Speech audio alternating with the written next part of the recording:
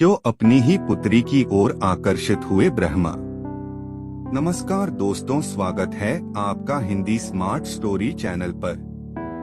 दोस्तों, आज की कहानी है कि क्यों ब्रह्मा ने अपनी ही बेटी से शादी की थी। चलिए दोस्तों, कहानी शुरू करते हैं। सरस्वती का अर्थ होता है बहाव। यह बहाव केवल पानी का नहीं बल्कि विद्या और कला का भी है। यही वजह है कि इन्हें विद्या और कला की देवी भी कहा जाता है।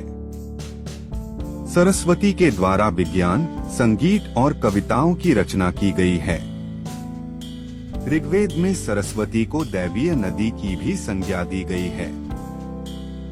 साथ ही इन्हें पवित्रता और उर्वरता की देवी भी कहा गया है।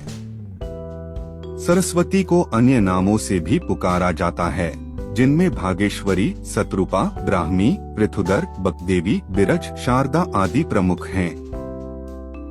हिंदू धर्म से जुड़े पौराणिक इतिहास पर नजर डालें तो कई ऐसी कहानियां सुनने को मिल जाएंगी जिनसे अभी तक आमजन वाकिफ नहीं है।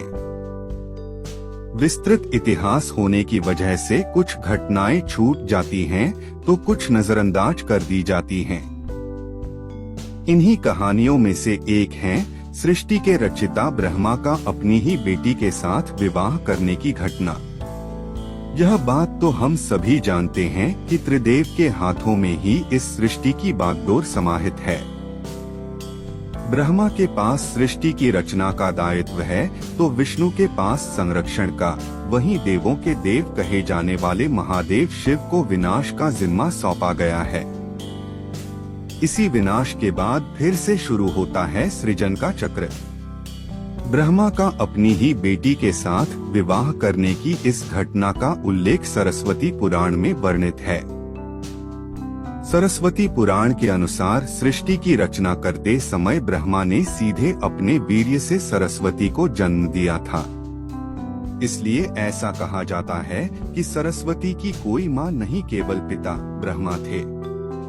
सरस्वती को विद्या की देवी कहा जाता है, लेकिन विद्या की यह देवी बेहद खूबसूरत और आकर्षक थी कि स्वयं ब्रह्मा भी सरस्वती के आकर्षण से खुद को बचाकर नहीं रख पाए और उन्हें अपनी अर्धांगिनी बनाने पर विचार करने लगे।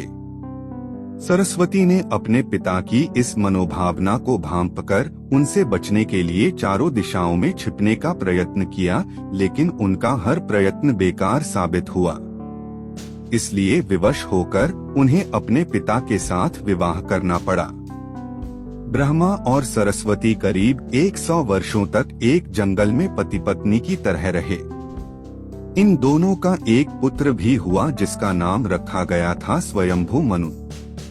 इसके उलट मत्स्य पुराण के अनुसार ब्रह्मा के 5 सिर थे। कहा जाता है जब ब्रह्मा ने सृष्टि की रचना की तो वह इस समस्त ब्रह्मांड में अकेले थे। ऐसे में उन्होंने अपने मुख से सरस्वती, सांध्य, ब्राह्मी को उत्पन्न किया। ब्रह्मा अपनी ही बनाई हुई रचना सरस्वती के प्रति आकर्षित होने लगे और लगातार उन पर अपनी दृष्टि डाले रखते थे। ब्रह्मा की दृष्टि से बचने के लिए सरस्वती चारों दिशाओं में छिपती रहीं, लेकिन वह उनसे नहीं बच पाईं। इसलिए सरस्वती आकाश में जाकर छिप गईं, लेकिन अपने 5वें सिर से ब्रह्मा ने उन्हें आकाश में भी खोज निकाला और उनसे सृष्टि की रचना में सहयोग करने का निवेदन किया। सरस्वती से विवाह करने के पश्चात सर्वप्रथम मनु का जन्म हुआ। ब्रह्मा और सरस्वती की यह संतान मनु को पृथ्वी पर जन्म लेने वाला पहला मानव कहा जाता है। इसके अलावा मनु को वेदों, सनातन धर्म और संस्कृत समेत समस्त भाषाओं का जनक भी कहा जाता है। प्रजापति ब्रह्मा का अपनी ही पुत्री के प्रति आकर्षित होना और उसके साथ गलत काम करना अन्य सभी देवताओं की नजरों में अपराध था। सभी ने मिलकर पापों का सर्वनाश करने वाले शिव से आग्रह किया कि ब्रह्मा ने अपनी पुत्री के लिए यौनाकांक्षाएं रखी, जो कि एक बड़ा पाप है।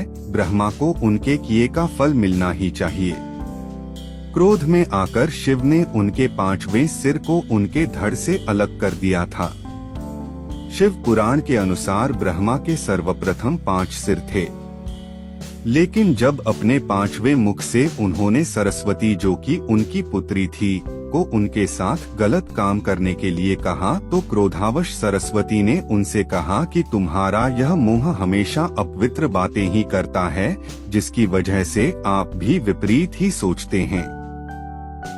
इसी घटना के बाद एक बार भगवान शिव अपनी अर्धांगिनी पार्वती को ढूंढते हुए ब्रह्मा के पास पहुँचे, तो पांचवें सिर को छोड़कर उनके अन्य सभी मुखों ने उनका अभिवादन किया, जबकि पांचवें मुख ने अमंगल आवाजें निकालनी शुरू कर दी।